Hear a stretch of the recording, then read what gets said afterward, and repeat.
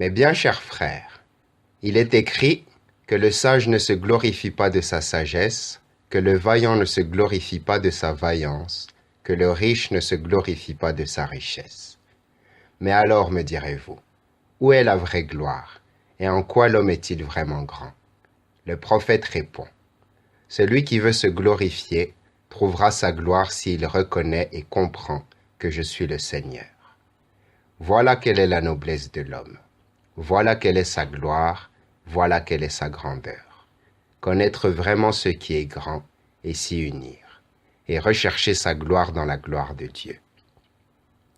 L'apôtre dit en effet, celui qui se glorifie, qu'il se glorifie dans le Seigneur, juste après avoir dit, le Christ a été envoyé pour être notre sagesse, pour être notre justice, notre sanctification, notre rédemption. Voilà quelle est en Dieu notre fierté parfaite et exacte. Ne pas se flatter de sa propre justice, mais savoir qu'on est dépourvu de vraie justice et ne trouver sa justice que dans la foi au Christ. Et c'est en cela que Paul se glorifie, car il méprise sa propre justice. Il recherche cette justice qui est donnée par le Christ, qui vient de Dieu et qui consiste en la foi.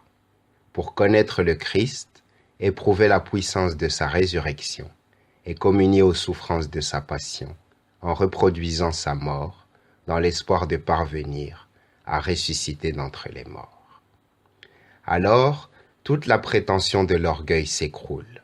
Il ne te reste plus rien, pauvre homme, dont tu puisses te vanter, où tu puisses mettre ta fierté et ton espérance. Il ne te reste qu'à mortifier tout ce que tu possèdes, qu'à chercher dans le Christ ta vie future.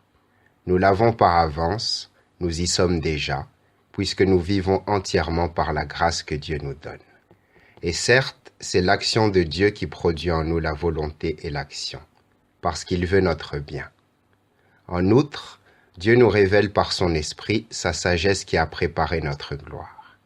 Et c'est Dieu qui nous donne la force dont nous avons besoin dans nos labeurs.